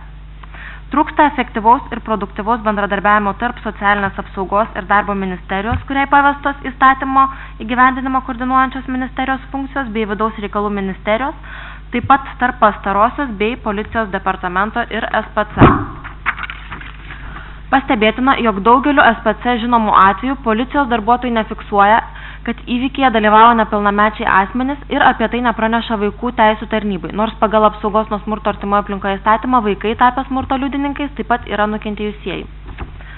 Policijos pareigūnams trūksta specialių žinių iš lyčių lygybės srities, su lytimi susijusio smurto bei jo struktūrinių, tai yra visuomenės sanklodoje glūdinčių priežasčių, dinamikos bei pasekmių suvokimo, taip pat apie tai, kas yra specializuota pagalba ir dėl to tikėtina, jie nenoriai bendradarbiauja su SPC. Pastebėtina, jog dažnai susidurime su neteisingomis nuostatomis nukentėjusiųjų asmenų atžvilgių, ypač sisteminį smurtą ir prievartą patiriančių moterų atžvilgių, bei nepakankamų dėmesių jų saugumo poreikiams. Manome, jog aukščiau išvardintas problemas bent iš dalies išspręstų policijos pareigūnų mokymai, kuriuose be pareigūnų dalyvautų NVO ekspertai, NVO atstovai. Ir atsižvelgiant į aukščiau išdėstytą, teikiame šias rekomendacijas. Pirma. Vertinant SPC veiklos efektyvumą, nesiremti pranešimų skaičiumi, nes jis priklauso nuo policijos komisariatų pasirengimo perduoti informaciją naujai susikūrusiems SPC. Nustatant finansavimą 2013 metams, atsižvelgti tik į realų iškvietimų skaičių, kuris fiksuojamas policijos suvestinėse. Antra. Rekomenduojame įtvirtinti reguliarų policijos komisariatų bendradarbiavimo su regioniniais SPC, vidaus reikalų ministerijos biudžete numatant lėšas policijos komisariatų ir regioninio SPC bendradarbiavimo užtikrinti, informacijai prie įstatymo įgyvendinimo viešinti. Trečias. Stokojant pilnavertiško informacijos pasikeitimo tarp policijos komisariatų ir specializuotos pagalbos centrų, rekomenduojame policijos departamentui įpareigoti policijos komisariatus, sudaryti asmenų atsakingų už šių funkcijų vykdymą sąrašus ir įpareigoti juos vykdyti apsaugos nuo smurto artimoje aplinkoje įstatymo nuostatas. Ketvirta. Rekomenduojame nustatyti vieningą duomenų perdavimo formą informacijos teikimui regioniniams SPC. Pranešime turėtų atsispindėti šie duomenys. Nukentėjus asmens vardas, pavardė, gimimo metai, ar yra šeimoje nepilnamečių vaikų, ar nepilnamečiai vaikai dalyvavo įvykyje, nukentėjusio asmens kontaktinis telefono numeris, nukentėjusio asmens gyvenamosios vietos adresas, jei pradėtas ikiteisminis tyrimas, tai pagal kurį baudžiamojo kodekso straipsnį, bei trumpas įvykio aprašymas. 5. Tęsti valstybinę smurto prieš moteris mažinimo strategijos įgyvendinimo programą iki 2015 metų ir toliau neribotai, 2013 metų biudžete numatant didesnį finansavimą pagalbą teikiančioms NVO. 6. Formuojant naująją nacionalinės pažangos programą, joje įtvirtinti visada anksčiau buvusi moterų ir vyrų lygybės horizontalų prioritetą, kaip to reikalauja ES teisės aktai, taip pat Jungtinių tautų žmogaus teisų komiteto rekomendacijos Lietuvai 2012 m. Liepos mėnesio. 7. Atsižvelgiant į socialinės apsaugos ir darbo ministerijos, kaip į Lietuvos Respublikos lyčių lygybės ministerijos prisimtus įsipareigojimus pirmininkavimo ES metu, o būtent institucinio lyčių lygybės mechanizmo stiprinimą, rekomenduojama įgyvendinant moterų ir vyrų lygių galimybių įstatymą, sustiprinti moterų ir vyrų lygybės skyrių ir arba įsteigti moterų ir vyrų lygybės departamentą, numatant tam lėšas 2013 metų biudžete ir perduodant problematiką susijusią su smurto artimoje aplinkoje mažinimu šiai struktūrai. 8. SADM prašoma pripažinti jungtinės veiklos sutartį sudariusių organizacijų autonomiją ir teisę disponuoti biudžeto dalimi. Be to, SPC veiklą vykdančios NVO turėtų vadintis regioniniais SPC, nepriklausomai nuo to, ar yra sudariusios jungtinės veiklos sutartis. 9. Nustatant SPC aptarnaujamas teritorijas prisilaikyti policijos teritorinio veikimo principo, tai yra apskričių principo. 10. Atsižvelgiant į tai, jog 2013 metų LR SADM yra numatomos lėšos SPC mokymams, rekomenduojama dalį lėšų tolygiai paskirstyti regioniniams SPC, užtikrinant jiems priskirtą funkciją, kaip numato SPC veiklos aprašas, o būtent policijos pareigūnų ir kitų profesinių grupių mokymus smurto artimoje aplinkoje mažinimo tema. 11. Rekomenduoti policijos departamentui prie VRM, organizuojant pareigūnų mokymus nuo 2013 metų įdiegti specialią mokymo programą, parengtą tarptautinio bendradarbiavimo tinklo WAVE, Women Against Violence Europe, moteris prieš smurtą Europoje, bei pritaikytą pareigūnų rengimui įvairiose Europos šalyse, įgyvendinant apsaugos nuo smurto įstatymus. Ir 12. Tiriant smurto artimoje aplinkoje atvejus, diegti vieningą rizikos nukentėjusiam įvertinimo sistemą bei apmokyti apskričių policijos padalinius ir visoje šalyje ją naudoti. Na ir galiausiai tiesiog pastabos dėl pateiktų apsaugos nuo smurto artimoje aplinkoje pataisų. Paskaitysim, taip? Tai dėl 7 straipsnio 4 dalies. Atkreiptinas dėmesys, jog siūlomas 7 straipsnio 4 dalies pakeitimas, kuriuo susilpninamas SPC vaidmuo apsaugant nuo smurto artimoje aplinkoje nukentėjusius asmenis, yra nepriimtinas ir jo turi būti atsisakyta, paliekant buvusią 7 straipsnio 4 dalies redakciją. Policijos pareigūnai apie teismo skirtą įpareigojimą smurtautojui laikinai išsikelti iš gyvenamosios vietos nedelsdami, bet ne vėliau kaip kitą darbo dieną po sprendimo priėmimo praneša specializuotos pagalbos centrui. Šį pasiūlymą taip pat argumentuojame tuo, jog SPC teikia pagalbą nukentėjusiems asmenims ir iš visų suinteresuotų institucijų pasilieka ilgiausią laiką glaudžiame kontakte su nukentėjusiu asmeniu. Paprasčiausias, lengviausias kelias nukentėjusiam asmeniui gauti su juo susijusią informaciją yra bendradarbiaujant su SPC. Todėl SPC turi turėti informaciją apie tai, kas vyksta, kad galėtų atsakyti į užduodamus klausimus. Reguliarių informacijos perdavimu taip pat stiprinamas tarp institucinis bendradarbiavimas tarp SPC ir kitų žinybų. Turėdamas visą informaciją, SPC taip pat gali būti vertingas informacijos šaltinis kitoms suinteresuotoms institucijoms, tarpininkauti asmeniui, kai smurtautojas nesilaiko įpareigojimo išsikelti ir arba daro poveikį nukentėjusiam asmeniui, siekdamas palaužti nukentėjusio asmens valią laikytis priimtų sprendimų. Antra. Dėl 8 straipsnio 4 dalies. SPC nepritarė šiai pataisai ir laiko būtina jos atsisakyti, kaip iškreipiančios SPC tarnybos veiklos esmę ir prieštaraujančios įstatymo raidai ir dvasiai.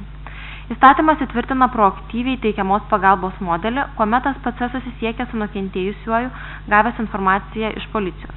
Specializuotos pagalbos centras, gavęs pranešimą iš policijos pareigūnų, nedelsdamas susisiekia su smurtą patyrusiu asmeniu ir jam pasiūlo specializuotą kompleksinę pagalbą. Nutraukti smurto epizodui visiškai pakanka policijos intervencijos, todėl dubliuoti tarnybų darbą nėra būtina. Toks nepamatuotas sprendimas keleriopai padidintų SPC veiklos kaštus, bet ne jos efektyvumą. Jau sukaupta patirtis rodo, kad susisiekus su nukentėjusiuoju atokesnėme periode asmuo yra kur kas labiau pasiruošęs priimti pagalbą bei suteikti ikiteisminiam tyrimui svarbią informaciją, kurios smurtinio epizodo metu galimai būdama šoko būsenoje nesuteikia. Pavyzdžiui, dažnai būtent SPC pirmasis sužino, jog smurto epizode dalyvavo vaikai.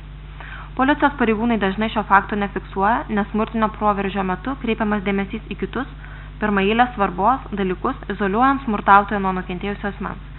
Šį reikalavimą nekeisti besiformuojančio SPC veiklos organizavimo formų taip pat grindžiame mums žinomą gerąją pasaulio praktiką.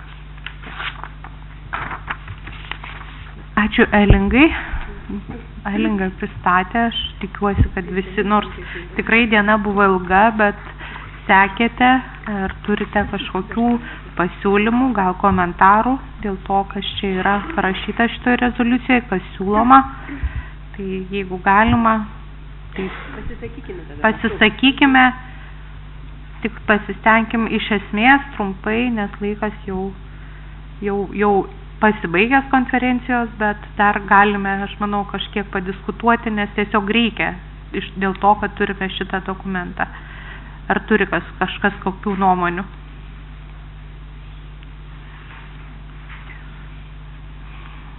Na, jeigu Lilija... Aš tiesiog noriu pasakyti, kad tai Kaune buvo priimta mūsų visų surašyta, mūsų visų, absoliučiai visų centrų dirbančių. Tai viskas surašyta yra mūsų išsakyti dalykai ir sudėti. Tai mes klausimų patys, kurie dirbam ir neturim. Tai Nijolė supratau, bet yra dar ir kitų žmonių, kurie galbūt taip supratau, SPC centrai, kaip suprantu, sutinka su tuo, kas čia yra. Ar kiti konferencijos dalyviai kažkokių pastebėjimų, nuomonių, siūlymų turėtų? Gal Eglė Gibavičiūtė kažką šypsosi?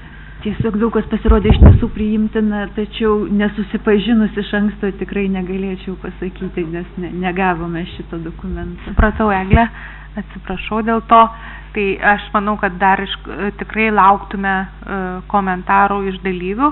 Jeigu dabar nėra norinčių daugiau kažką komentuot, tai siūlytume juos gal per kokią savaitę, Lilija, ar greičiau? Per savaitę išsakyti ir atsiųsti komentarus, pasiūlymus dėl šitos rezoliucijos ir lauksime šito, aišku, mielai. Siųsti reikėtų į Vilniaus moterų namus adresu vmotnam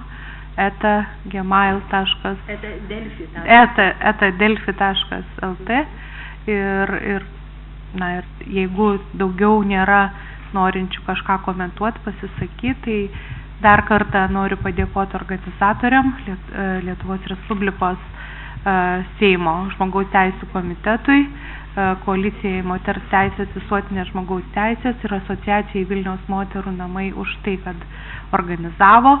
Padėkoti ministerijai, kad finansavo projektą, kurio dėka yra organizuota šita konferencija ir suprantama visiems jum už tai, kad maloniai pabuvote čia, dalyvavote, diskutavote, išsakėte savo nuomonės ir tikiuosi, kad matysimės ir kitose konferencijose. Ačiū visiems. Diana, dar vieną. Lilija dar kažką nori.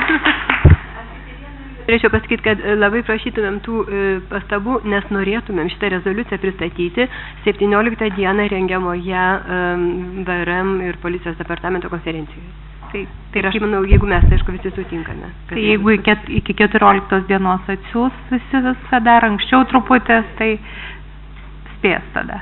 Tai Lilija prašo siūsti ir kuo įmanoma skubiau. Ačiū, gero vakaro visiems, geros kelionės, kam reikia grįžti iš Vilniaus ir iki pasimatymų.